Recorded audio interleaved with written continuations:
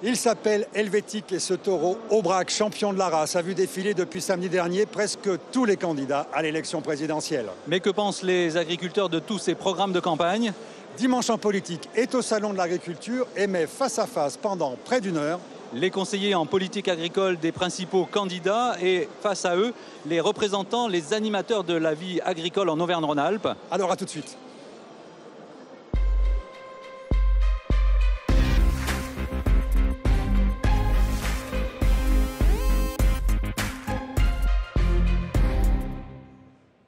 Bonjour à tous et donc bienvenue sur le plateau de France Télévisions installé au cœur du pavillon 3, le hall des régions pour près d'une heure d'émission. À cette table vont donc se succéder les spécialistes agriculture de Marine Le Pen, Emmanuel Macron, François Fillon, Jean-Luc Mélenchon.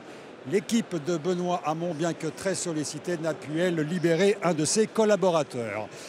Ces spécialistes agricoles seront répartis en deux plateaux avec des temps de parole équitables. Je vous présente tout de suite les deux premiers invités. Philippe Murer, vous êtes conseiller environnement et économie de Marine Le Pen. Xavier Regnault, vous êtes coordinateur agricole du projet de François Fillon, chef d'entreprise spécialisé dans les marchés agricoles. Et puis en face, nous allons donc avoir un grand jury des agriculteurs qui lui restera toute l'émission. Il est composé de Michel Joux, éleveur ovin, le président de la Fédération Auvergne-Rhône-Alpes des syndicats d'exploitants agricoles, membre de la FNSEA.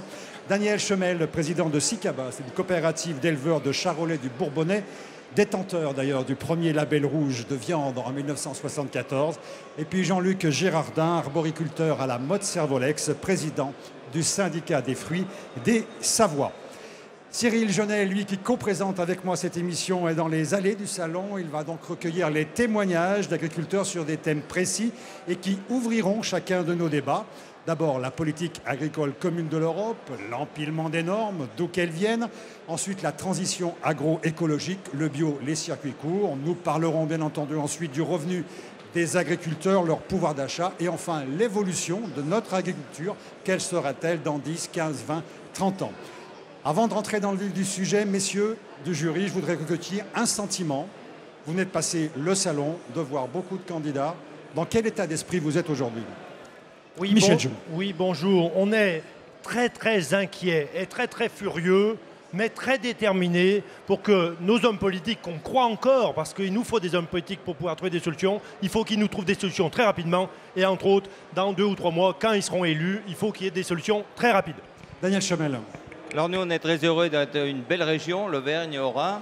Par contre, on a un bon métier, on a un beau paysage, on a des beaux animaux. Un qualitatif sur votre état d'esprit? Très bon état d'esprit. Par contre, on demande du soutien à la profession qui est dans un état, on va dire, pitoyable. Jean-Luc Girardin, vous, quel est votre sentiment aujourd'hui? Alors moi, je suis plutôt soucieux pour, surtout, je veux penser aux jeunes qui sont venus nombreux au salon et qui espèrent beaucoup pouvoir continuer de vivre de leur passion. On va donc ouvrir tout de suite le premier thème de l'émission. L'Europe, c'est donc avant tout la PAC, la politique agricole commune, son budget, quelques chiffres, c'est 40% du budget de l'Union européenne. La France bénéficie de 9 milliards de subventions, je ne sais pas comment on dit, subventions en tout cas, qui concernent près de 400 000 exploitations. C'est donc environ une moyenne de 25 000 € par an. Alors, Cyril Jeunet, dans les allées du salon, l'Europe, qu'est-ce qu'on en pense? Qu'est-ce qu'on en pense? On va poser la question à Stéphane Frison. Vous êtes installé à Beaufort. Vous travaillez en famille? Comment vous êtes organisé? Oui, je suis installé à Beaufort. On est en GAEC familial. Donc, je suis en GAEC avec ma femme, un ouvrier à l'année et puis de la main-d'œuvre familiale. Combien de bêtes? On a 60 laitières et toutes les génisses de renouvellement. Vous produisez du fromage? Donc, on produit du lait qui est tout transformé à la coopérative laitière de Beaufort pour faire du Beaufort. Quand on vous parle d'Europe, la PAC, pour vous, c'est une aide, c'est un frein? Qu'est-ce que vous en pensez? C'est une aide. Aujourd'hui, même une agriculture de montagne, même dans des zones de AOP, AOC et IGP, c'est nos revenus. Mais dans le fonctionnement, est-ce que c'est quelque chose de facile à vivre pour un agriculteur comme vous? C'est là où c'est que c'est le plus dur, parce que c'est des lourdeurs administratives. Alors, on accepte bien les contrôles, on nous donne de l'argent, il faut qu'on soit il faut que ça soit justifié. Le seul problème, c'est que la PAC, ça change toutes les années. Quand on pense faire monter un dossier, on nous dit pour 5 ans. Et puis 2 ans après, on change un mot, on change une ligne, on change une interprétation. Et tout ça, l'année d'après, il faut recommencer pour que le dossier soit de nouveau crédible et interprété à la manière qu'ils le veulent. Et c'est des journées, voire des mois de travail en plus de notre travail quotidien, quoi. Merci pour votre témoignage. Ils vont en débattre sur le plateau. On va voir ce qu'ils vont en penser, les responsables politiques que vous avez sur votre plateau, Christian. Merci Cyril. On va commencer tout de suite avec le programme du Front National. Il est clair, dans le programme, c'est la politique agricole française. Ça veut dire qu'il n'y a plus de PAC. En fait, la PAC, c'est effectivement 8 milliards que la France donne, puisqu'elle donne 21 milliards, et elle récupère 8. Donc il y a voilà, et on récupère 8 en PAC et 5 dans le reste. Donc vous avez raison, messieurs. Il faut de l'action. Il faut que les politiques fassent de l'action, mais pour cela, il faut la souveraineté, il faut les moyens de décision. Parce que si on attend de se mettre d'accord avec les 28 autres pays sur une politique agricole sur laquelle nous n'avons pas les mêmes idées, il n'y a aucune chance pour qu'on agisse. La politique de l'Union européenne, c'est hier le CETA. Non, je veux parler parce que le CETA, c'est le traité avec le Canada. Vous avez bien préparé l'émission. Juste pour que tout le monde comprenne, vous voulez les millions de la PAC, mais c'est vous qui voulez les distribuer. C'est à l'État français de les distribuer et non pas à des commissaires européens. C'est à l'État français de les distribuer, effectivement, à l'État français de fixer les règles de distribution pour aider au mieux nos agriculteurs. Mais la PAC, c'est pas seulement ça. La politique agricole de l'Europe, c'est pas ça. C'est la politique de libre-échange avec l'Amérique du Sud, avec le Canada qu'on vient de signer, qui fait que les éleveurs vont devoir affronter les Canadiens qui produisent 35% moins cher. C'est avec l'Afrique, c'est les bananes avec l'Équateur. On a signé le contrat, l'Europe a signé le contrat. Donc nos producteurs ultramarins vont être concurrencés par les producteurs d'Équateur qui sont le premier exportateur mondial. Donc l'Union européenne, c'est un scandale vis-à-vis de ça. Et ne parlons pas du CETA qui permet aux multinationales d'attaquer les États avec par une justice privée d'exception, des tribunaux d'arbitrage. Et je vois la représentante de M. Macron, j'aimerais qu'elle nous parle de ces tribunaux d'arbitrage, cette justice privée pour les multinationales qu'elle défend. Vous annoncez le plateau suivant. Messieurs, une réaction, est-ce qu'on peut remettre à plat toute cette PAC ? Très rapidement, on est pro-européen parce qu'à un moment donné, l'agriculture... C'est pas l'image que vous avez, les paysans. Eh bien, c'est une mauvaise image peut-être parce qu'on s'exprime mal là-dessus, mais on est pro-européen parce qu'à mon goût, à notre goût, l'agriculture a besoin de l'Europe. Par contre, on a besoin d'une Europe différente, une Europe qui nous protège et non pas une Europe qui, je pourrais être vulgaire d'ailleurs, qui au final ne protège absolument pas ni les agriculteurs ni l'économie parce que c'est une Europe de technocrates et il nous faut une Europe d'hommes politiques, de femmes politiques qui puissent à un moment donné donner une ligne. Sur quels critères seraient attribués toutes ces 9 milliards donc, que donnerait l'Europe? Si c'est vous, si l'État français qui les donne, comment vous allez faire? Sur quelle stratégie, quelle politique? Ça, il est clair qu'on va aller voir les paysans pour tout redéfinir. Et on ne va pas le faire dans notre coin, par en haut, tout seul. On va discuter entre l'État, la puissance publique, dans l'intérêt général, pour, avec les paysans, fixer des nouvelles règles. Mais il faudra aussi, et les agriculteurs sont demandeurs, je veux dire, aller vers une politique qui soit aussi agricole, plus respectueuse de l'environnement. À la fois les agriculteurs sont demandeurs, mais aussi les citoyens. Mais pour cela, moi je vais vous dire, je suis allé voir des viticulteurs récemment, près de Béziers. Qu'est-ce qu'ils m'ont dit? C'était une coopérative viticole qui produit et qui vend à quelques euros le litre. Ils m'ont dit oui, on peut se transformer. Mais par contre, on peut et on doit être protégé. Parce que si c'est pour être concurrencé par des produits à bas coût où on ne peut pas gagner, eh ben, on perdra et on n'aura pas de politique, plus d'agriculture et pas d'agriculture respectueuse de l'environnement. La transition est faite avec vous, Xavier Regnault. Vous êtes spécialiste des marchés agricoles. François Fillon ne veut pas remettre en cause la PAC. D'ailleurs, la PAC, au fond, elle est d'origine libérale, entre guillemets. C'est la compétitivité qui est favorisée. Alors, la grande question déjà, c'est les agriculteurs. Ils se posent la question du pourquoi de l'Europe aujourd'hui. Or, on a trop d'Europe et on n'a pas le bon de l'Europe. C'est une évidence. Et donc, par rapport à ce que nous vivons aujourd'hui, et puisqu'on parle de la PAC c'est effectivement 9 milliards 200 millions qui arrivent sur nos territoires. Le problème, c'est qu'elle est raide comme un verre de lampe. On ne peut pas la travailler. Vous savez comme moi qu'on a sur le premier pilier 7 milliards 44 et sur le second pilier le reste, avec des critères extrêmement serrés. Là, nous avons vu un exemple d'un éleveur laitier qui est en montagne. Revenez rapidement au programme de François Fillon. Quelles sont les propositions? Le vrai sujet, il est qu'il nous faut une PAC qui soit une PAC souple, une PAC qui nous permette à budget équivalent de pouvoir décider rapidement des sujets d'intervention. Le vrai problème, ce sont les marges des agriculteurs. Et donc, il nous faut une PAC qui ne s'interdise aucun outil à 9 milliards isopérimètre.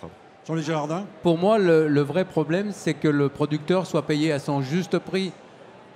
Nous, en arboriculture, on n'a jamais eu d'aide. Et la problématique, c'est que nos produits soient vendus au juste prix pour que ça puisse payer notre salaire. Et surtout, c'est les charges. Aujourd'hui, il faut qu'on nous supprime des charges. Il faut qu'on baisse le prix de production pour qu'on soit compétitif. Alors, tout à fait d'accord. Là, le programme de François Fillon est très clair. Un entrepreneur, et c'est un agriculteur. Un agriculteur, c'est un entrepreneur. Donc, il faut absolument baisser les charges.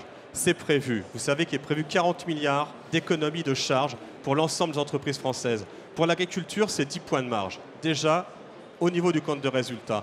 Maintenant, effectivement, il y a ce que vous dites qui est très juste. C'est comment pouvoir conserver l'argent dans nos métiers. Et ça passe par une régulation très claire au niveau des discussions avec nos principaux clients. Et nos principaux clients, c'est toute la chaîne de la valeur qui passe par les transformateurs, les distributeurs et les clients. Et tout à fait d'accord avec vous, nous mettrons en place très rapidement ce qu'on va appeler un Grenelle des prix.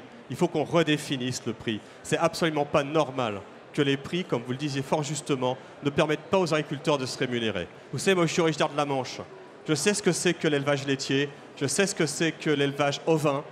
Ce sont les gens de ma famille, je sais exactement de quoi on parle. Il faut absolument récupérer les marges. Philippe Murian. Oui, en fait, je suis content que le concurrent des Républicains commence à définir une politique agricole française, puisqu'une politique agricole commune où la France puisse faire ce qu'elle veut, c'est une politique agricole française. Je doute que nos partenaires européens le voudront. Monsieur, vous avez raison de vouloir les justes prix. Mais quand vous êtes concurrencé par des producteurs espagnols, et les Français peuvent acheter ces produits espagnols, qui sont produits parfois à 50 centimes d'euros le kilo. En Espagne, il y a des fruits et légumes à 90 centimes d'euros le kilo dans les étals. Vous ne pourrez pas vivre et avoir un juste prix. C'est pour ça qu'on veut vous protéger. On veut vous protéger d'une autre manière et protéger nos enfants. On veut que nos enfants, dans les cantines de l'administration, de toutes les collectivités locales, on mange le maximum français. Et ça, la loi de l'Union européenne l'interdit catégoriquement. C'est la loi de non-discrimination. Ouais, et nous, on le veut absolument. Pour les enfants, je suis désolé, mais aujourd'hui, dans nos cantines, on a 3 prestataires et il n'y en a pas un qui est français. La Sodexo, elle est anglaise. Non, française, Sodexo. Sodexo est française. Mais nous, on veut que les produits agricoles, surtout, qui atterrissent sur nos tables, soient français. Et c'est ça notre programme de patriotisme économique. Et là, on aidera à relever l'agriculture. Et surtout, encore une chose, on veut que l'affichage des produits, il soit marqué quand ils sont français, il soit marqué quand ils sont lituaniens, il soit marqué quand ils sont chinois, parce qu'on achète du miel chinois dangereux, et c'est pas bien pour les consommateurs ni pour les agriculteurs. Bien sûr, on réclame l'identification des produits. L'Europe va peut-être enfin nous la donner, on la réclame depuis très longtemps. Il faut qu'on puisse identifier les produits. Mais je voudrais revenir sur la politique agricole. Ce n'est pas qu'un budget, la politique agricole commune. C'est aussi une ligne politique. C'est un axe franco-allemand. Et peut-être même au-delà, pour qu'on ait une ligne politique sur la droite de la concurrence. Aujourd'hui, on ne peut pas se grouper, nous, sans être assommés, amendés par une Europe qui, au final, ne nous protège pas, au contraire, nous condamne. Il faut qu'on puisse avoir ça. Je n'en reviens pas, monsieur, que vous défendiez l'Allemagne. Je n'en reviens pas que vous défendiez l'Allemagne. Monsieur, laissez-moi parler. Pas les uns sur les autres, l'un après l'autre. On demande aussi de l'exception agricole sur la concurrence, pour qu'à un moment donné, on puisse se grouper pour avoir un rapport de force plus équilibré face aux industriels à la grande distribution. Je vous rejoins tout à fait. Il est écrit noir sur blanc dans le programme de François Fillon que nous allons demander aux agriculteurs de se regrouper en organisation de producteurs. Vous avez en face de vous 4 organisations de centrales d'achat. C'est absolument scandaleux. Vous devez avoir les facilités de vous regrouper. Ouais. Je reviens sur l'Europe. Oui. L'Europe est un euro fort. Et la seule défense que nous ayons par rapport au monde d'aujourd'hui, par rapport à un monde ouvert. Là, il y a une proposition avec la position de Marine Le Pen qui est fondamentale. Qui est complètement différente, mais je vais vous dire. Totalement fondamentale. Nous voulons une Europe forte et un duo franco-allemand qui remette l'église au milieu du village. Nous voulons une Europe avec un euro qui permette à l'agriculture européenne et éminemment française de se battre sur le marché mondial. Philippe Murian. Alors, le truc très simple, monsieur, vous allez le comprendre. Si votre monnaie nationale est 20% moins chère que celle de l'Allemagne, L'Allemagne est en train de devenir la première puissance européenne en agriculture. On l'a laissé défendre. Et je suis désolé, mais vous ne défendez pas votre base agricole. Défendre la base agricole française, c'est défendre une monnaie qui soit à un juste prix. Ce n'est pas défendre l'Allemagne et les travailleurs détachés allemands. Attendez, laissez-moi finir et vous aurez le temps de répondre. Les travailleurs détachés, on vous entend très bien dans le micro. Les travailleurs détachés allemands, que les Allemands font venir pour concurrencer les éleveurs français, je ne comprends pas que vous puissiez dire ça. Ça me fait vraiment mal au cœur. En plus, vous mentez. L'affichage ne sera jamais permis par l'Europe. L'Europe interdit l'affichage de la nation. Monsieur, déjà, il faudrait me respecter comme je vous respecte. Mais vous mentez. Je ne pense pas, à un moment donné, on va passer au deuxième thème. On a sans aucun doute besoin de l'Europe parce qu'on a aussi une agriculture qui exporte. Par contre, sur le deuxième thème, sur la valeur ajoutée qu'on doit récupérer au niveau de l'agriculture, là, en France, on doit faire du travail. Et là, vous devez avoir des propositions dans ce sens-là. Qui va modifier la LME? C'est vous ou c'est d'autres? Il nous faut une LME qui soit modifiée tout de suite pour qu'on ait de la valeur ajoutée qui retombe aux agriculteurs tout de suite. Quand je vous dis tout de suite, vous avez c'est bien mois de dévié le sujet. C'est mois de septembre. Voilà, monsieur, ce qu'il en est. Il y a du public et de la patience, c'est très bien. L'autre souci des agriculteurs, c'est l'accumulation des normes. On pense souvent à l'Europe, donc quand on parle de normes, mais elles ne viennent pas que de là. L'État français en rajoute. La FNSE a justement récapitulé des fois qu'un gain d'agriculteur pouvait avoir un contrôle par 10 administrations différentes. Cyril, donc on va vous retrouver dans les allées. Est-ce que votre invité, lui aussi, comment il fait avec toutes ces normes Alors, je suis avec Michael Fillon, qui est éleveur d'abondance. Et lui, il dit qu'il travaille sur un territoire pour un terroir. Qu'est-ce que vous voulez dire à travers ça? Et qu'est-ce que vous expliquez aux visiteurs qui sont venus, qui finalement vous réclament de la qualité dans votre travail, dans vos productions? Nous, aujourd'hui sur le salon, beaucoup de gens nous reconnaissent en tant que tels, puisque les Savoies, avec une race, avec plusieurs races locales, avec toutes les fabrications fromagères type AOC, plus l'accueil que on leur réserve dans nos sites d'alpage pour le tourisme. Donc voilà, nous, c'est une race, un produit, un territoire, donc les gens le reconnaissent. Mais aujourd'hui, voilà, nous, il ne faudrait pas que nous, l'agriculture de montagne devienne une sorte de carte postale, puisqu'on se rend compte de plus en plus, c'est que voilà, on est dans les premières lignes, et notamment, on a beaucoup de difficultés à pouvoir toujours posséder nos hectares. Donc il nous faut de la place, il nous faut de l'espace. On est dans des cahiers des charges où on doit faire des produits avec notre foin propre. Et est-ce qu'à propos de ces cahiers des charges, ils vous font confiance? Oui, oui, parce que c'est un signe de qualité. Ils savent que cahier des charges, derrière, il y a le signe de qualité. Mais aujourd'hui, il faut qu'on tienne les cahiers des charges. Et pour tenir le cahier des charges, il faut qu'on le respecte sur nos exploitations. Aujourd'hui, le plus gros souci en montagne, c'est l'immobilier. Donc, plus en plus de maisons se construisent autour des bâtiments agricoles. Plus en plus, même dans nos alpages, aujourd'hui, des grands centres de vacances se permettent de venir délocaliser les alpages. Et tout ça sous le soutien de certains politiques. Donc aujourd'hui, il faut savoir si on veut tenir notre agriculture de montagne ou si on veut en faire une agriculture au même régime que nationale. Mais nous, les agriculteurs de montagne, on ne veut pas ça. On veut protéger notre territoire pour pouvoir justement toujours accueillir nos clients, nos consommateurs, puisque nous, notre but du jeu, c'est de faire de plus en plus de ventes directes. C'est là qu'on va rémunérer encore plus notre produit. Mais pour ça, il nous faut de l'espace. Alors certes, certains politiques se chargent du dossier, mais voilà, c'est l'ensemble, on vous dit, on va vous aider, on va tenir bon, Mais en attendant, il y a certaines choses qui se font sur nos territoires et les hectares partent les fur et à mesure les uns derrière les autres. Et on n'arrive plus à tenir nos responsabilités au niveau du cahier des charges. On va rebondir sur les propos de l'invité de Cyril Genet. Ça c'est important. C'est même essentiel, l'occupation des sols. C'est essentiel. Là, on parle des normes. Et les normes dans l'agriculture, nous en avons identifié au moins 600. Alors là, c'est radical. Notre programme est dans très beaucoup clair. De programmes, on dit on va simplifier les normes. Pas les simplifier. Nous, on va les passer à la paille de fer, monsieur. C'est-à-dire qu'on a identifié 600 normes. Et nous travaillons avec la FNSEA, nous travaillons avec les interprofessions dès aujourd'hui. J'ai des équipes qui, avec moi, sont des spécialistes. Ils travaillent sur les normes. On les a identifiées. Il y a des normes qui existent. On est en train d'enlever par ordonnance.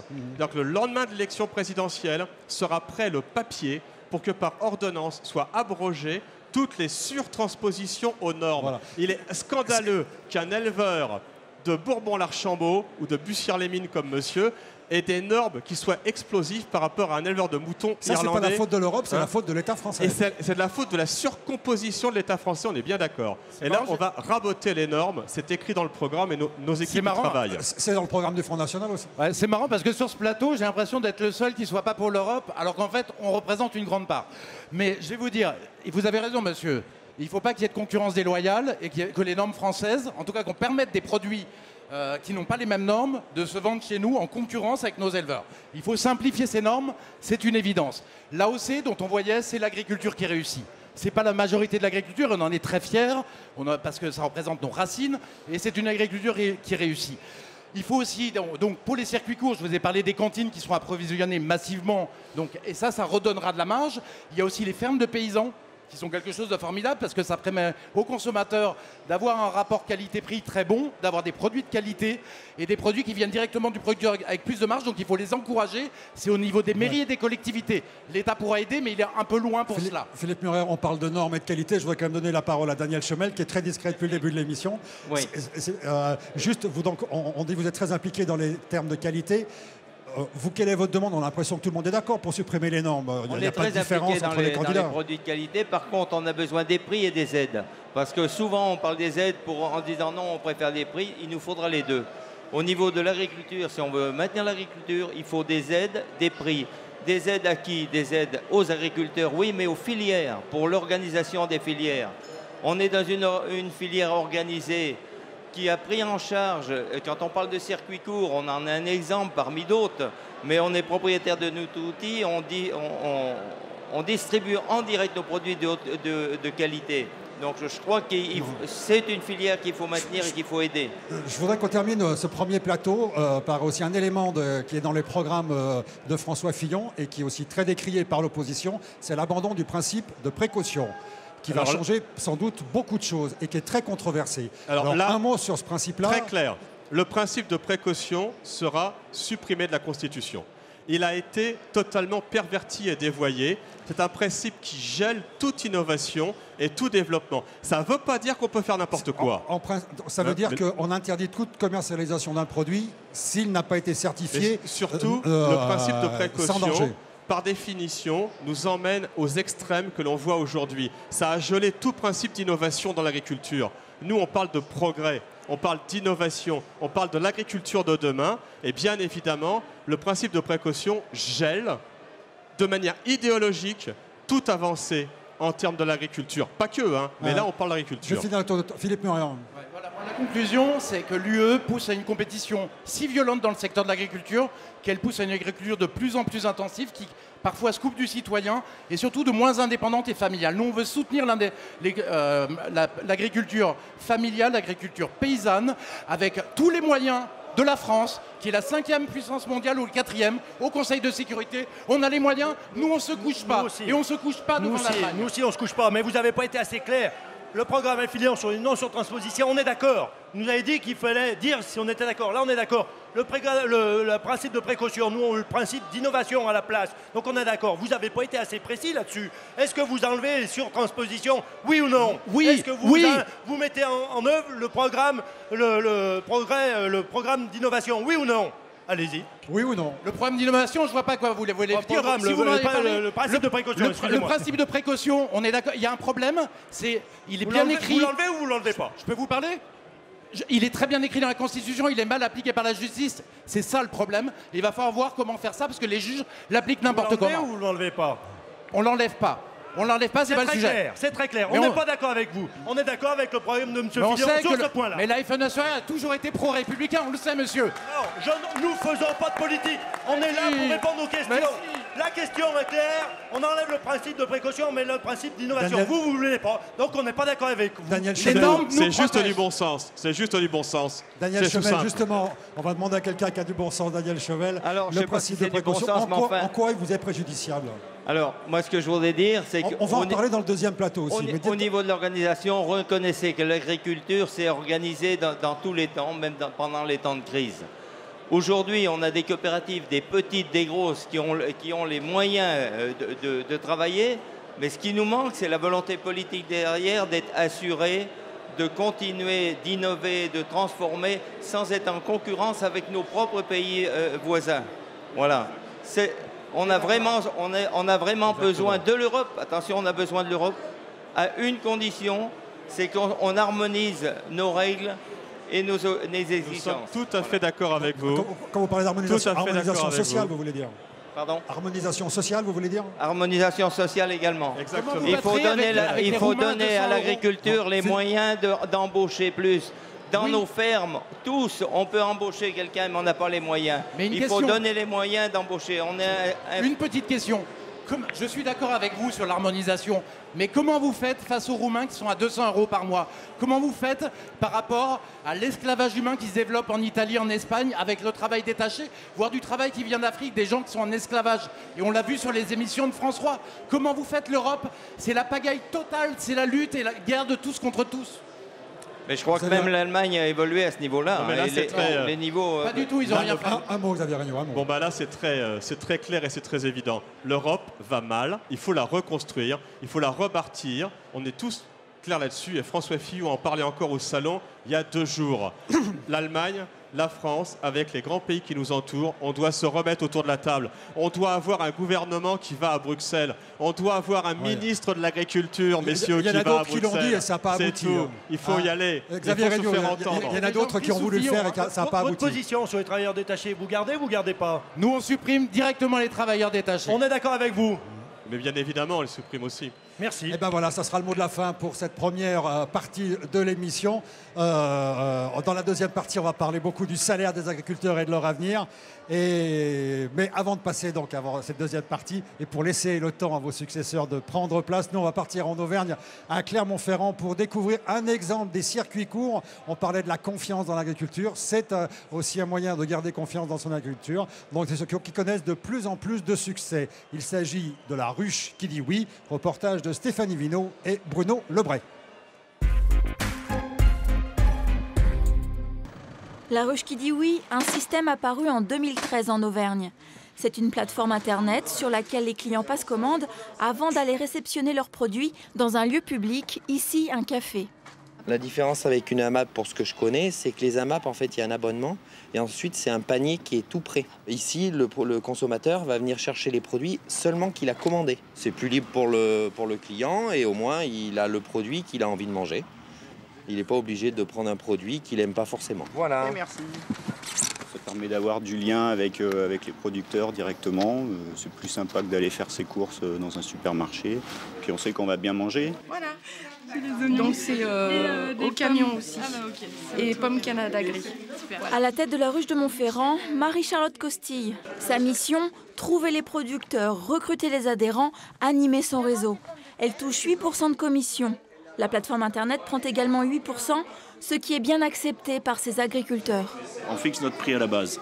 Donc même s'il y a un intermédiaire, voilà, les gens le payent peut-être un tout petit peu plus cher. Enfin, c'est quand même non plus, c'est pas par rapport à une marge en supermarché, je veux dire, il n'y a pas photo. En Auvergne, il existe 14 ruches, essentiellement dans le Puy-de-Dôme, ce qui fait 500 agriculteurs et 2000 clients au total. Une start-up en pleine expansion.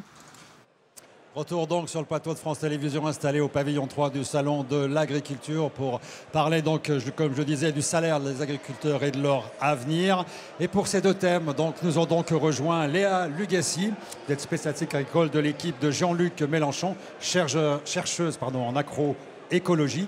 Et puis Audrey Bourrelot, vous êtes coordinatrice du programme agricole, vous d'Emmanuel Macron, et vous dirigez la filière viticole en France. Jamais le revenu des agriculteurs n'a été aussi faible. D'après la MSA, près de 30% des agriculteurs touchent moins de 354 €. Cyril, on vous retrouve dans les allées du salon, toujours dans le pavillon 1, avec une productrice de lait. Productrice de lait qui est Christine Vazeille. Bonjour, vous êtes originaire de Haute-Loire, Saint-Just-près-Brioude. Voilà, tout à fait. Je suis donc productrice de lait à Saint-Just-près-Brioude, dans une exploitation de 70 vaches laitières de race Montbéliarde. Et nous sommes 3 associés à travailler sur l'exploitation, mon époux et puis un jeune associé avec nous. Ce qui vous préoccupe, vous m'avez dit ce matin quand vous êtes arrivé sur ce salon pour représenter la production laitière, c'est le revenu des uns et des autres, le revenu de tous les agriculteurs. Voilà, c'est ça. Aujourd'hui, on ne peut pas faire un métier sans en tirer un revenu. Parce qu'on est comme tout le monde, on a besoin de faire vivre notre famille. Et déjà, pour faire notre métier dans de bonnes conditions, il y a des infrastructures, il y a des animaux à nourrir, il y a du matériel à renouveler. Donc, il faut absolument qu'il y ait du revenu pour un travail qui est quand même prenant, puisque travailler avec du vivant, avec des animaux, eh ben c'est un travail journalier, quotidien. Et donc, il faut qu'il y ait du revenu pour assumer nos tâches au mieux. Qui dit revenu dit aussi pouvoir d'achat des consommateurs. Vous comprenez que c'est un problème qui sous-tend deux aspects différents et qui s'opposent. Est-ce que vraiment ils s'opposent d'ailleurs? Alors, c'est vrai que quand vous me parlez de consommateurs, nous, c'est vrai, à un moment donné, quand on nous a parlé de nous proposer une baisse du prix du lait, on se disait, s'il y a vraiment un problème au niveau de la consommation, que le pouvoir d'achat du consommateur baisse, on est prêt à faire des efforts. Mais malheureusement, quand je vais faire mes courses, que je passe dans le rayon lait, dans le rayon fromage, je vois que les produits finissent toujours par augmenter. Et nous, à la production, ça baisse. Donc, ces marges intermédiaires, qui les ramasse, qui s'en préoccupe, qui s'en sert? Parce que demain, nous, on ne pourra pas faire un métier où on n'est pas rémunéré. Moi, j'ai un fils qui veut s'installer. Si demain, je lui dis, tu t'installes, tu travailles beaucoup, tu ne gagnes pas ta vie, eh ben, il va me dire, non, maman, merci, je ne veux pas de ton métier. Voilà. Donc, eh bien, vous avez bien lancé le débat. Merci Christine Vazeille et bon salon. Merci à vous. Je rebondis sur ce que dit Madame. Sur 100 € d'achat alimentaire, seuls 8 reviennent aux producteurs.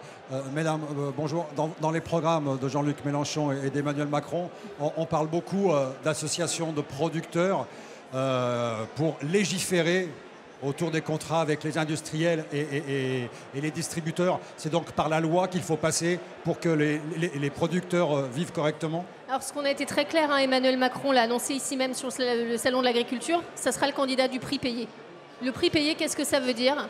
Ça veut dire qu'on doit pouvoir permettre aux agriculteurs de vivre de leur travail par un juste prix. Et comment on y arrive? Comment on y arrive? On va être très très concret. À l'arrivée au pouvoir, un Grenelle de l'alimentation avec les associations de consommateurs, la grande distribution, les transformateurs, les filières, vous en avez parlé. Soit autour de la table, on trouve des solutions concrètes. On voit des initiatives dans le lait, dans la viande, où on peut trouver par des contrats de filière une meilleure répartition de la valeur.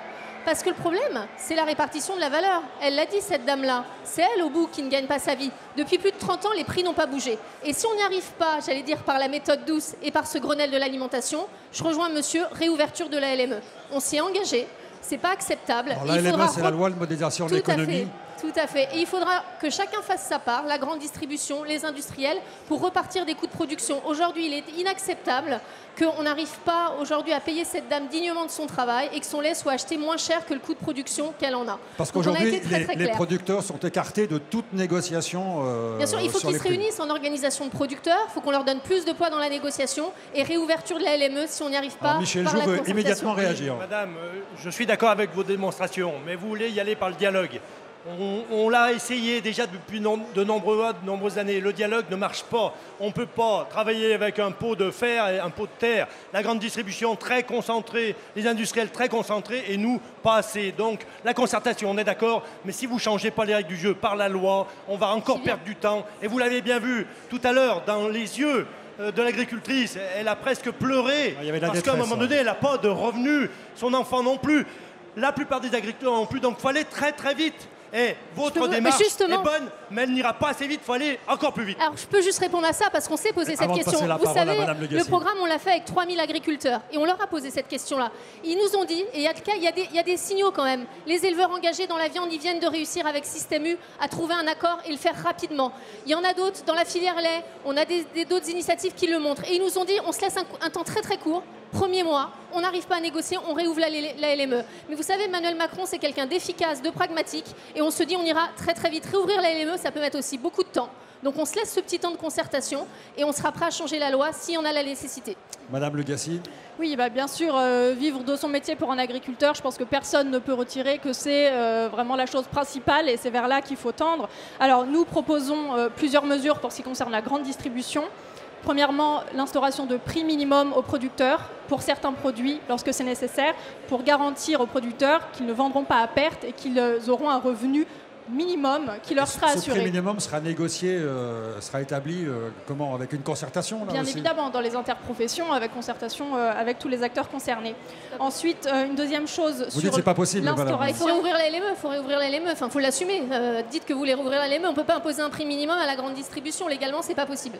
Deuxième chose, je poursuis, on discutera après, Ouais. sur l'instauration, comme ça a été fait à la libération de coefficients multiplicateurs maximum. Pour, concrètement, je prends un chiffre, pour quand la grande distribution achète au producteur 1 € le kilo un produit, elle ne puisse pas le vendre, mettons, au-delà de 1,5 € le kilo au consommateur. Ce qui permet simplement de limiter les marges entre l'achat au producteur et la vente au consommateur. Et troisième chose, quand c'est nécessaire, envisager de mettre des taxes à l'importation quand il y a vraiment distorsion de concurrence entre les pays, simplement pour ne pas pouvoir acheter beaucoup moins cher, comme le fera la grande distribution, puisque c'est son intérêt, à l'étranger, quand en France, on ne peut pas atteindre ces coûts-là par les producteurs. Messieurs? Alors, l'éleveuse parlait tout à l'heure des intermédiaires. Il ne faut pas se tromper de cible non plus. Il y a la grande distribution, mais pas que. Les intermédiaires, c'est qui? C'est des gens comme nous, les coopératives, qui ont des outils à faire tourner, qui devront supporter des normes à des coûts C'est vous les méchants qui faites des marges alors? Voilà. Au niveau des marges dans les structures agricoles, il y a vraiment du boulot, parce que ça fait partie des intermédiaires. Aujourd'hui, pour transformer un animal en steak et le transporter auprès des consommateurs, ça coûte de plus en plus cher, avec des normes de plus en plus insupportables. Là-dessus, on a été aussi très clair. Le programme d'Emmanuel Macron, c'est un tout. Donc là, on a parlé de la meilleure répartition de la marge. Après, c'est comment on aide vos entreprises, comme la vôtre, à s'adapter, à se moderniser. Au-delà de les aides de la PAC, on a un plan d'investissement d'avenir agricole de 5 milliards d'euros sur 5 ans. C'est assez inédit pour accompagner la modernisation des outils de production, pour gagner en compétitivité. Donc ça a été clairement dit et assumé. Il y a dans le programme d'Emmanuel Macron quelque chose de très fort, c'est de plus opposer, de sortir de cette opposition des modèles agricoles. Oui, en France, il y a de la place pour des entreprises compétitives, tournées vers l'export, qui doivent investir pour rester dans la course. Et oui, il y a de la place comme monsieur pour des circuits courts, pour du bio, qui répondent à d'autres attentes alimentaires. Et enfin, quelque chose d'important, vous avez parlé de pouvoir d'achat. Aujourd'hui, l'alimentation, elle a un coût. Et il faut le rappeler aux Français, il faut aussi qu'ils fassent leur part. Et dans le projet d'Emmanuel Macron, je le rappelle, pour les salariés au SMIC, il y aura une augmentation du salaire net qui sera l'équivalent d'un 13e mois. Eh bien, quand on a tout ça, on permet à chacun de faire sa part, de l'agriculteur au transformateur, à la grande distribution, jusqu'au consommateur. C'est ça le Grenelle de l'alimentation qu'on veut mettre en place. Jean-Luc Girardin. Je pense que par rapport au pouvoir d'achat, la problématique, c'est que quand on dit aux gens que vous allez acheter un kilo de pommes à 1 €, ils trouvent ça cher. Et quand on le dit, vous allez voir un concert à 100 € ou un téléphone à 600 €, là, c'est pas cher. Donc, on a quand même des valeurs à remettre en place. Et puis, au niveau des structures, eh ben, pas tout dernièrement, je crois que c'est là, tous ces derniers mois, on nous a encore mis un contrôle supplémentaire, le contrôle des chambres froides. Alors, on a le contrôle des bascules, le contrôle des chambres froides, le contrôle des camions, le contrôle des rayons, le contrôle des ascenseurs. On n'en peut plus, quoi, là. Cette fois, et le droit à l'erreur, parce que ça, c'est très fort dans le programme d'Emmanuel Macron. Il a dit une administration qui conseille plus qu'elle ne sanctionne. C'est donner aux exploitants agricoles le droit à l'erreur. C'est-à-dire que s'il y a un contrôle et il y a quelque chose qui ne va pas, au lieu de sanctionner, on conseille. Et ça, c'est un grand changement. Enfin, il y a une mesure qui m'est difficile d'annoncer, mais j'y tiens beaucoup. Vous avez parlé des problèmes de revenus, je voudrais parler des suicides. Tous les 2 jours en France, il y a un agriculteur qui se suicide. Avant l'ouverture de ce salon, il y a une jeune femme qui s'est suicidée dans sa salle de traite dans les Côtes d'Armor, et ça, c'est inacceptable. C'est pas facile à porter parce qu'on n'a pas envie que nos agriculteurs soient au chômage, mais Emmanuel Macron a dit le droit au chômage pour tous, et ça permettrait d'éviter certains drames dans le monde agricole. Action de Michel Joux et après Madame On Le le dit tous les jours, les suicides, mais personne n'en parle. Et la solution, c'est pas de donner l'aumône. Même un RSA, on s'en fout de ça. Il nous faut une valeur ajoutée qui soit répartie par rapport à ce que vous allez faire. On est d'accord, mais ça va prendre du temps. Et on n'a pas de temps. Parce que nos agriculteurs se suicident tous les jours et ne peuvent plus vivre de leur métier. Donc il fallait vite. Les prix minimums, c'est très bien, mais c'est pas faisable. Dans la société où on est, c'est 83 les derniers prix minimums. C'est plus d'actualité. Il nous faut une loi, quelque chose qui régisse le fait d'avoir une relation commerciale qui soit équilibrée, parce que la valeur y est dans chaque filière, elle y est, elle reste au milieu. industrielle, grande distribution. Elle ne profite même pas aux consommateurs. Ce qui pourrait être, j'allais dire, une bonne action pour nous, mais ce n'est pas le cas. Les producteurs en prennent plein la gueule et les consommateurs aussi. Il faut changer ça tout de suite et dites-nous ce que vous allez mettre en œuvre et peut-être un peu plus rapidement que ce que vous voulez mettre en œuvre. Madame Lugassi. Oui, alors je vais réagir là-dessus et sur la valeur ajoutée, sur le fait qu'actuellement encore, elle est trop souvent pas là où il faut, c'est-à-dire pas dans les fermes et pas dans les exploitations. Il faut pouvoir donner de l'argent public et financer la valeur ajoutée à la ferme, c'est-à-dire quand il le faut, acquérir des machines et remettre de la transformation. Jean-Luc Mélenchon a visité lundi une ferme qui est en polyculture élevage, mais qui fait notamment du lait et de la transformation laitière dans l'Oise. Et ben, une partie importante de leurs revenus vient de ça, de la vente qu'ils font grâce au fait qu'ils vendent beaucoup plus cher leur yaourt et leur beurre que leur lait.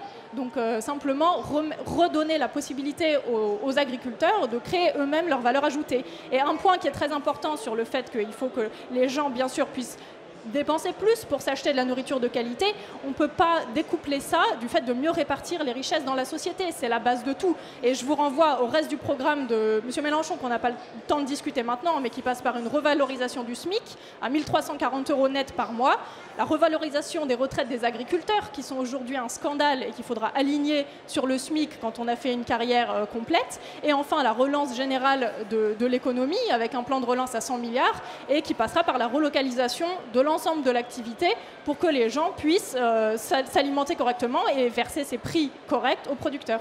Dans le programme de Jean-Luc Mélenchon, on parle de transition agroécologique. Alors, est-ce que vous voulez faire passer au bio tous ces messieurs? C'est l'ambition finale, on va dire. Nous, on défend un modèle... Être une chanson, l'ambition finale? L'ambition finale, nous, on ne veut pas de ce système dual qui oppose systématiquement des agriculteurs qui font de la qualité, qui peuvent vendre leurs produits à un prix décent, à une minorité de citoyens qui en ont les moyens, et tout le reste des agriculteurs qui produit pour le reste de la population, 80% de la population, qui n'a pas les moyens actuellement d'accéder à ces produits de qualité. Nous, on veut que l'ensemble de l'agriculture entame sa transition écologique, et pour ça, on fera une refonte de la PAC pour que toutes les aides publiques aillent vers ce grand changement collectif. La prochaine PAC, elle annonce d'ailleurs un verdissement de sa politique. Oui, très net à partir de 2020. Je voudrais me permettre de répondre au monsieur du Front National qui m'a interpellé tout à l'heure. Tout à fait, vous avez raison. Je trouve qu'il doit pas bien connaître les agriculteurs, parce qu'en tout cas, les 3000 qu'on travaille avec nous sur le programme d'Emmanuel Macron, ils ne sont pas contre l'Europe. Ils ne veulent pas sortir de l'Europe. Ils veulent une Europe qui protège. Ils veulent les mêmes règles du jeu que leurs voisins. Et c'est ce qu'on propose avec le programme d'Emmanuel Macron, c'est cette Europe qui protège, avec, on parlait du prix, on parlait de la valeur, avec des outils de régulation qui doivent protéger et lutter contre la volatilité des cours. C'est ça le problème, avec des normes équivalentes entre tous les pays producteurs. Et je voudrais qu'on arrête de dire que le monde agricole est au Front National et contre l'Europe. Moi, tous les agriculteurs que je rencontre en permanence sur le terrain, ils savent bien que l'Europe, c'est important. Ils veulent juste une Europe qui protège. Et il faut le réaffirmer, parce qu'on entend beaucoup de contre-vérités sur ce sujet-là. Sur la transition écologique, le projet d'Emmanuel Macron, c'est de concilier ces deux modèles qui peuvent coexister. On a besoin d'une agriculture compétitive, tournée vers l'export. On a besoin du bio et de circuits courts, et on ne doit pas les opposer. Et ce n'est pas à l'État de faire un choix. L'État, il doit accompagner des agriculteurs qui sont avant tout des chefs d'entreprise. Et là-dessus, on a le programme d'investissement dont je vous ai parlé, et on a aussi un PSE, un paiement pour services environnementaux de 200 millions d'euros qui sera rajouté au MAEC, que les agriculteurs connaissent bien. Voilà. Madame Bourleau, vous anticipez toutes mes questions. Je voudrais d'abord que Madame Lugassi voulait répondre, justement, voulait intervenir. Oui. Je veux juste intervenir sur le fait que vous n'opposez pas l'agriculture biologique, les circuits courts, etc. et le reste. C'est pas l'État de choisir. C'est pas l'État de choisir, vous le dites, mais nous on constate qu'ils sont en compétition sur le terrain. Ils sont en compétition pour le foncier, ils sont en concurrence pour les subventions. On a 20% des exploitations qui touchent 80% des subventions. Donc dans les faits, les deux modèles ne peuvent pas coexister sur le long terme. Mais il y en a un qui... Clairement, il faut avantager et pousser l'agriculture biologique. Bien sûr, il faut que l'ensemble de l'agriculture... J'imaginais que vous alliez réagir, Michel Joux. Mais laissez finir, Madame Lugassi. Oui, donc pour nous, cette transition de l'ensemble de l'agriculture, c'est l'État qui doit la soutenir. Et ça passe par un exemple, que tous les systèmes d'élevage se désintensifient, et notamment ceux qui sont en difficulté aujourd'hui, qu'on aille vers des systèmes moins intensifs, avec une autonomie fourragère importante, qu'on remette de l'élevage dans tous les territoires, et qu'au sein de chaque territoire, on puisse avoir un couplage des productions végétales, des productions animales et des systèmes agronomiques cohérents qui permettront à tous les agriculteurs d'avoir une production satisfaisante. L'émission avance vite. Michel Joux, je vais vous demander juste de me laisser diriger l'émission comme je l'entends. Merci.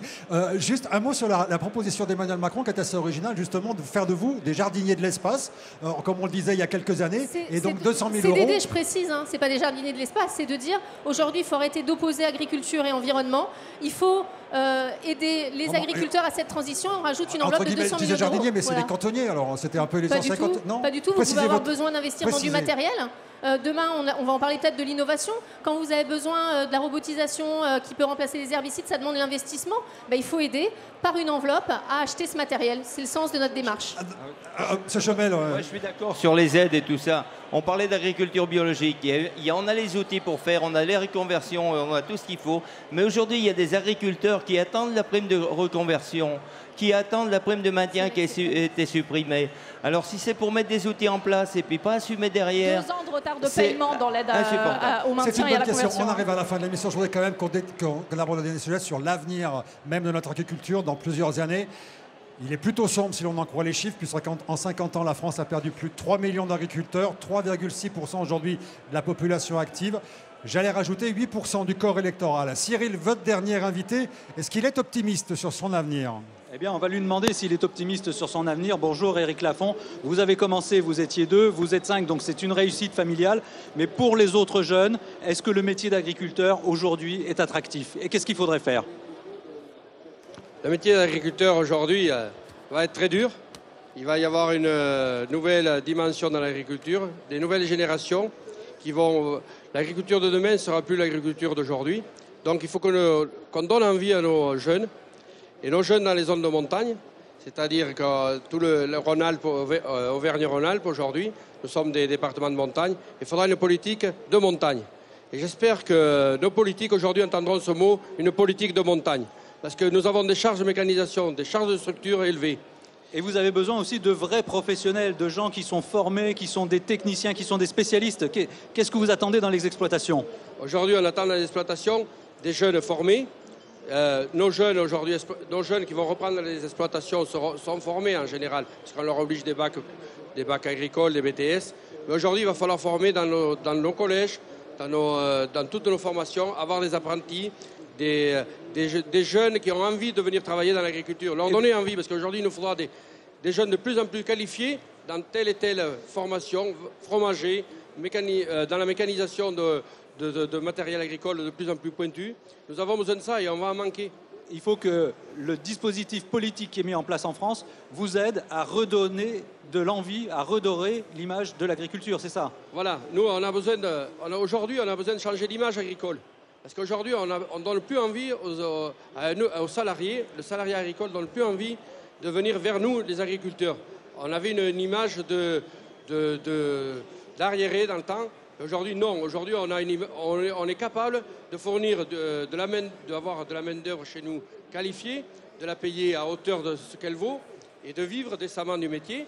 Donc, moi, je fais un appel aujourd'hui aux formations, jouer le collectif à l'agriculture. C'est-à-dire nos cubains, nos OTA, tout répondre ils vont vous répondre. Christian Deville vous dit, les invités qui sont sur le plateau vont vous répondre. C'est à ce moment-là que je voulais citer 2 chiffres. 734 suicides en 2016, c'est recensé par la MSA, et 40 depuis le début de l'année. C'est difficile de dire à un jeune, agriculteur, c'est un métier d'avenir. Et pourtant, ils y vont, je prends la parole, mais pourtant, ils y vont, la filière agricole. On a rencontré sur le salon les responsables de l'enseignement agricole. Ils nous disent, les jeunes sont là, malgré tout. Le métier agricole, il attire parce que c'est un métier magnifique et qui a du potentiel. Mais il faut bien sûr qu'ils aient l'idée que dans leur vie, ils pourront vivre de leur production. Et on revient là à ce dont on parlait précédemment, des prix. Mais moi, je voudrais simplement dire que nous avons chiffré, nous, le besoin en nouveaux agriculteurs pour accomplir la transition écologique de l'agriculture à 3 300 000 nouveaux emplois agricoles ou de salariés agricoles. Parce qu'on le sait, les productions écologiques ont besoin de plus de monde et plus de travail humain. Donc il faut beaucoup plus d'agriculteurs, beaucoup de jeunes qui vont dans ces filières-là et des jeunes très qualifiés. Ça fait 2 fois que vous parlez de la transition énergétique. Heureusement qu'on ne vous a pas attendu pour l'enquiller, pour la démarrer. Ça fait 25 ans qu'on en parle. Les agriculteurs créent tous les jours de la biodiversité. Les politiques en place, managés par l'administration française européenne, mais Michel Joux, on est encore des agriculteurs tous les jours, donc de la biodiversité. On est encore en retard par rapport à d'autres pays où l'agriculture biologique est beaucoup plus développée. Mais il ne faut pas opposer les agriculteurs en bio et les autres. C'est 2 process de fabrication de produits agricoles qui doivent être côte à côte. Et il faut les aider, les deux. Il faut arrêter de dire d'un côté c'est bien, de l'autre côté c'est pas bon. Est-ce que c'est ce que vous disiez, Madame Le Gallego ? On n'est pas d'accord avec vous. Je n'ai jamais... Moi, je ne sais pas moi qui oppose les deux. Sur le terrain, les deux sont opposés, je l'ai déjà dit. Les deux ne pourront coexister que si l'agriculture bio demeure une niche. Or, nous voulons que l'agriculture, mais qu'elle biologique ou écologique ou paysanne, on peut l'appeler de plein de manières, ça doit devenir le modèle dominant. Et ça le sera dans quelques années. C'est pour ça que nous proposons 2 choses. Déjà que dans tous les lycées agricoles et tous les établissements d'enseignement agricole, il y ait des exploitations pour que les élèves puissent se former sur le terrain, et ce n'est pas le cas partout.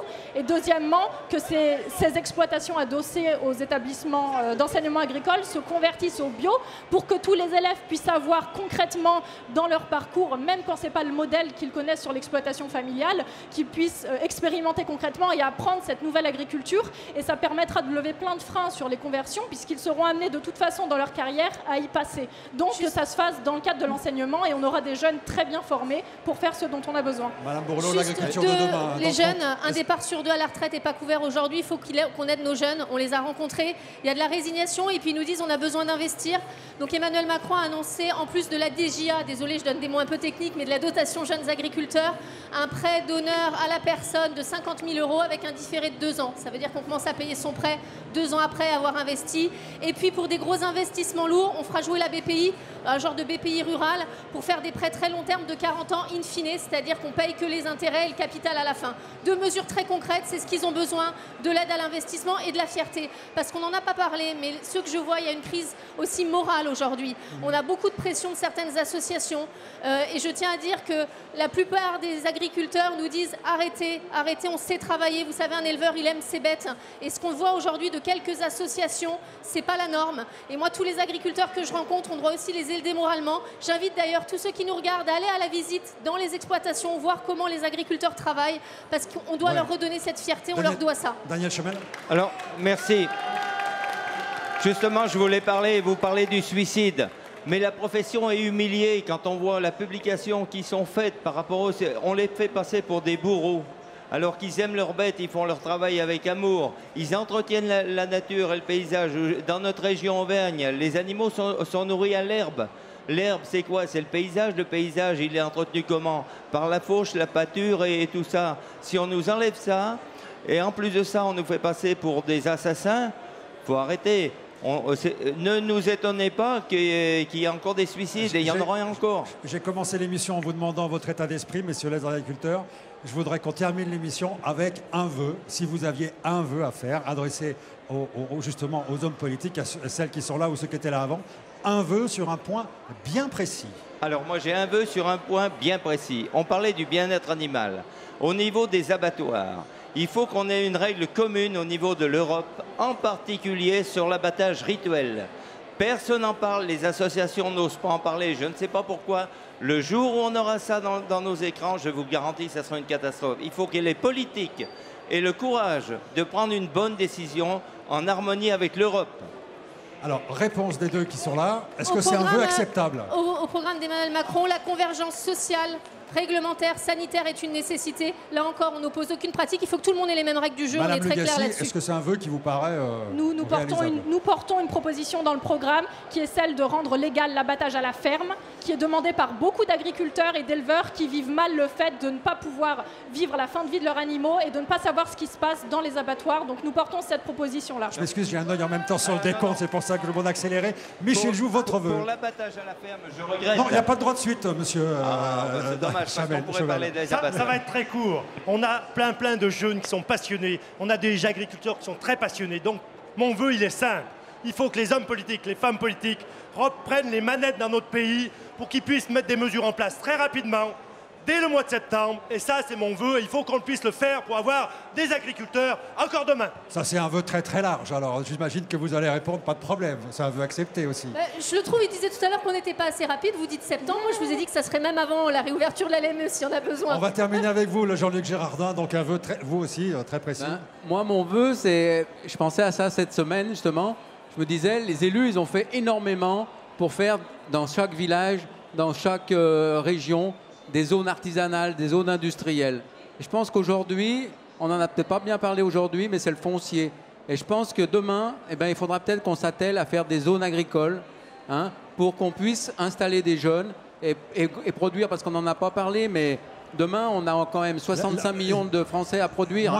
La réponse... Je suis très heureuse que vous en ayez parlé, c'est un enjeu qui est vital. En 10 secondes, madame. Nous proposons la création d'établissements sur la refonte des affaires, d'établissements publics fonciers. Je réponds là-dessus. Dans les transactions agricoles, Nous proposons la création d'établissements publics fonciers ruraux qui réattribueront le foncier aux jeunes agriculteurs et surtout la fin de l'artificialisation des terres pour passer, pour stopper l'artificialisation des terres qui est un scandale. Madame Bourleau, bien sûr, l'accès au foncier, on l'a parlé sur les mesures sur les jeunes et plus de transparence. Messieurs, je vous remercie beaucoup. C'est la fin de cette émission. Je vous souhaite à tous une excellente soirée. J'imagine que l'agriculture, c'est une vraie passion. On a pu le voir tout au long de l'émission. À bientôt. Au revoir.